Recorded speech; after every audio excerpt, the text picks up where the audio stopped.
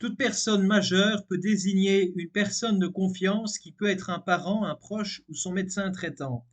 Dans un article publié en avril 2007, dans la célèbre revue Nature, co-signée par plusieurs grands noms de la recherche en cancérologie, dont Martine Picard, spécialiste du cancer à l'Université libre de Bruxelles, cette chercheuse pointe une évolution inquiétante dans la recherche clinique en cancérologie. En préalable, elle rappelle que les essais cliniques sont essentiels et se font grâce à la participation de nombreux malades chez lesquels on teste de nouveaux médicaments d'abord à un stade avancé de la maladie, puis le cas échéant à des stades plus précoces. Ce sont des essais cliniques à grande échelle qui concernent des milliers de patients. Or, explique cette chercheuse, depuis la mise en œuvre d'une récente directive européenne, le paysage de la recherche clinique est totalement différent. Cette directive fait que tous les essais cliniques coûtent désormais 3 fois plus cher qu'auparavant. Ces prix atteignent de tels niveaux qu'il est devenu impossible que ces études puissent être menées par des institutions académiques ou des structures publiques. Seules les industries pharmaceutiques concernées peuvent assurer de tels financements.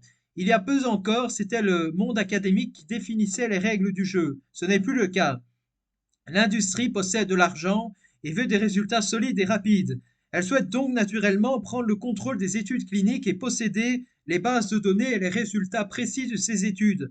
Il y a là tous les éléments constitutifs de conflits d'intérêts. Ces conflits n'épargnent pas les médecins qui ont besoin de publications pour avancer leur carrière.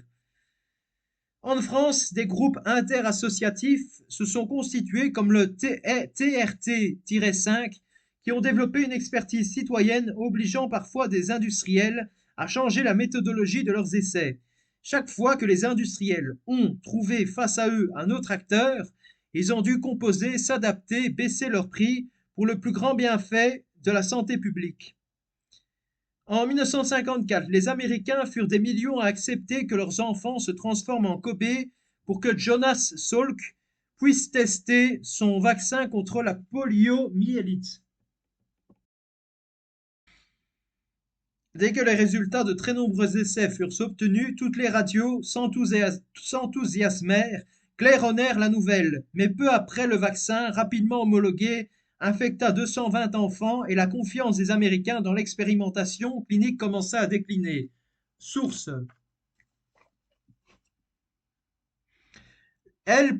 Garrett, Betrayal of Trust, page 330, Sarah Marie Lambert et Howard Markel, Making History, Thomas Francis, J.R., M.D. Andy, 1954, Salk, Poliomyelitis Vaccine Field Trial, Archives of Pediatrics and Adolescent Medicine, mai 2000, page 512, Marcia Meldrum, A Calculated Risk, The Salk Polio Vaccine Field Trials of 1954, BMJ, 31 octobre 1988, page 1233 à 1236.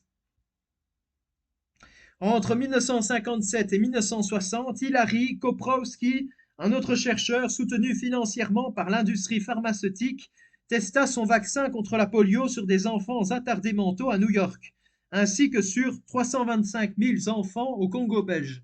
Source Guérini, Experimenting with Humans and Animals, page 123 à 128. Entre 1947 et 1960, des chercheurs du gouvernement diffusèrent secrètement des substances radioactives sur des communautés d'Amérindiens et de Latinos pour étudier leur mode de dispersion et leur effet sur la santé humaine. De même dans le cadre d'une série d'expériences menées entre 1953 et 1957 par des chercheurs du Massachusetts General Hospital, 11 patients furent exposés à leur insu à de l'uranium dans l'espoir de savoir comment cette substance avait pu affecter malencontreusement des agents de l'État. Source Moreno, Undue Risk, page 132 à 133 et 154. Dans le cadre d'expériences conduites entre 1963 et 1966, Saul Krugman, un pédiatre de l'Université de New York, inocula le virus de l'hépatite, un agent pathogène, infecta le foie et diffusé par les selles à des enfants en bonne santé. Travaillant au sein de la Willowbrook State School, Une institution publique pour des enfants attardés mentaux et handicapés, l'équipe de Krugman obtint des selles infectées par le virus de l'hépatite, les centrifugea, les chauffa, les traita avec des antibiotiques, puis mélangea une mesure de ces selles avec 5 mesures de chocolat au lait. Ils administrèrent la préparation contaminée aux enfants non infectés, puis observèrent la détérioration de leur état de santé. Selon Krugman, infecter les enfants délibérément ne les exposait pas à un très grand risque, car Willowbrook était le siège de très nombreuses maladies infectieuses.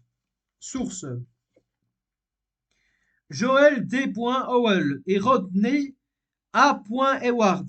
Writing Willowbrook, Reading Willowbrook, in Goodman, McElligott et Marx, édition Useful Bodies, page 193. De plus, dans cette école tristement célèbre, il arrivait aux pensionnaires de maculer les murs de leurs excréments. Source: le journaliste Geraldo Rivera a présenté l'épouvantable situation de Willowbrook dans une émission de télévision diffusée en 1972. Ensuite, une action en justice fut engagée. Shaila K. Dewan, Recalling a Victory for the Disabled. New York Times, 3 mai 2000. Page 5. Margaret Engel, Care for the Mentally Retarded. A Case History, Washington Post, 30 décembre 1984.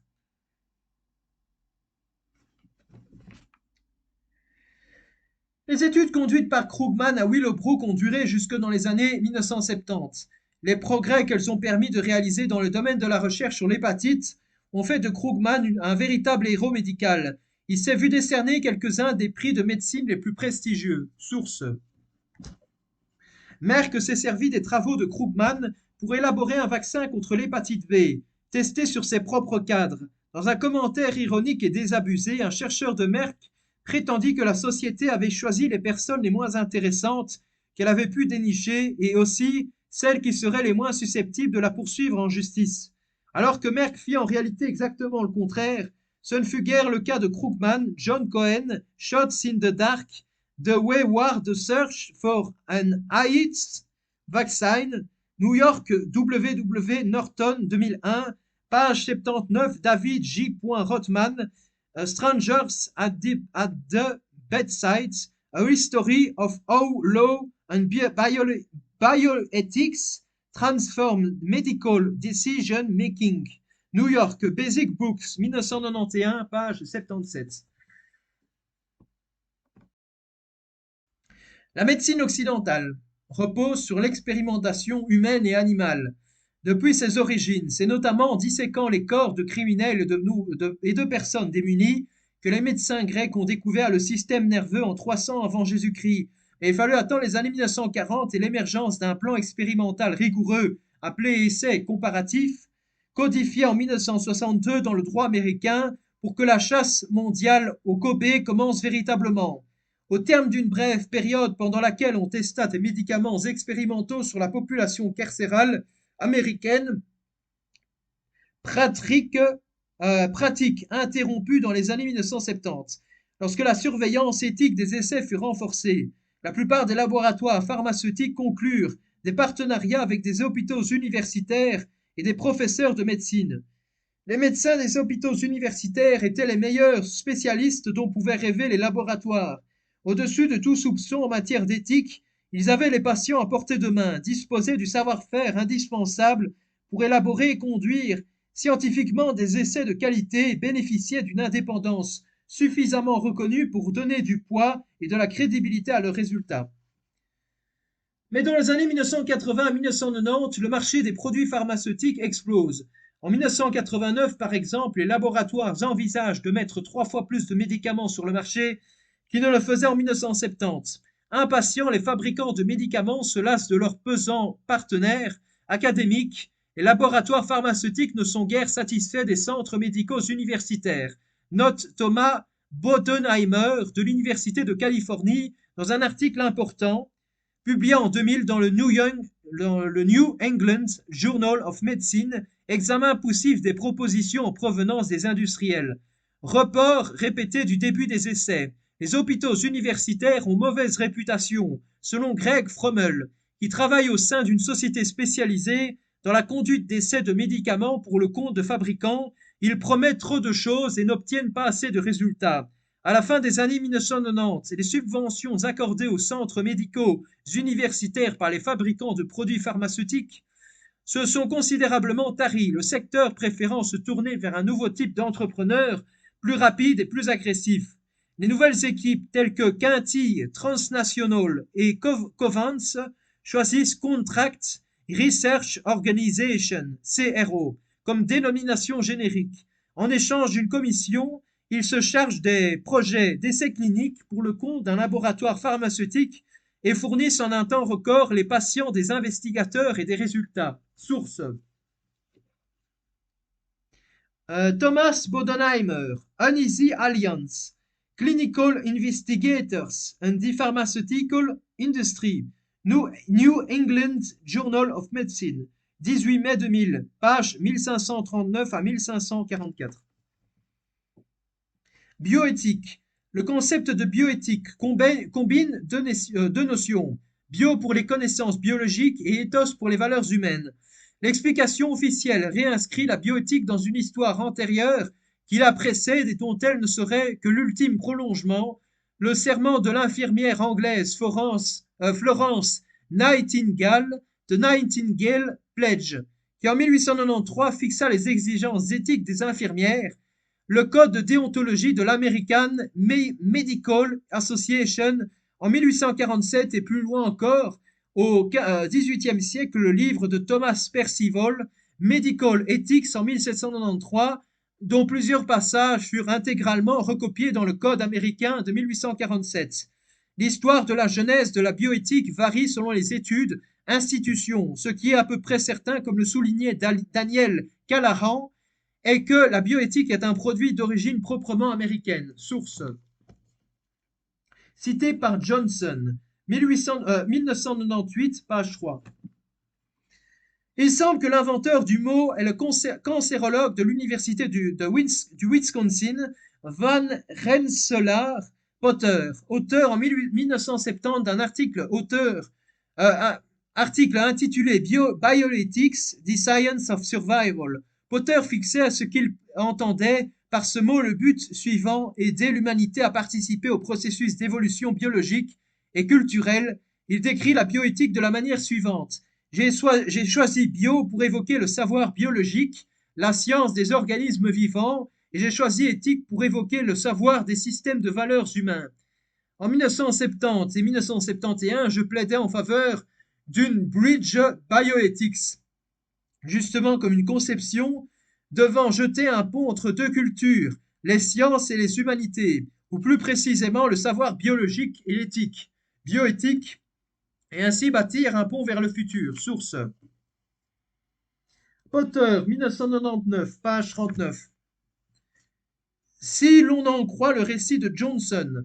Source 1998, page 26 à 27. Et Shriver, source citée par Martensen, 2001, page 168. La seconde invention du mot relèverait de la simple anecdote. Et en cette fin de la décennie 1960 et cette année 1970, l'obstétricien et démographe d'origine néerlandaise en poste à l'université de Georgetown depuis 1967, André Ellegers et quelques autres discutaient de la formation d'un centre de recherche chargé de réfléchir aux questions et dilemmes religieux et moraux concrets posés par les sciences de la reproduction. C'est au cours d'une soirée réunissant ce scientifique R. Sargent Shriver et sa femme Eunice Kennedy Shriver, sœur du président du même nom et amie de Ellegers, alors à la tête de la fondation Joseph Kennedy Jr., à laquelle un soutien financier avait été demandé, que Shriver fut saisi d'une sorte d'illumination en raison de la nécessité de concilier biologie et éthique. Je pensais à bioéthique. Et tous ceux présents dans la pièce jetèrent son dévolu sur ce nom, comme devant être celui de l'Institut. Notre idée était de mettre sur pied un institut éthique concernant cette science nouvelle, dont l'accent principal serait mis sur l'éthique en biologie. Je sais bien que j'ai proposé le mot, mais je ne crois pas que c'était un coup de génie. Le mot tomba du ciel comme par enchantement. Source.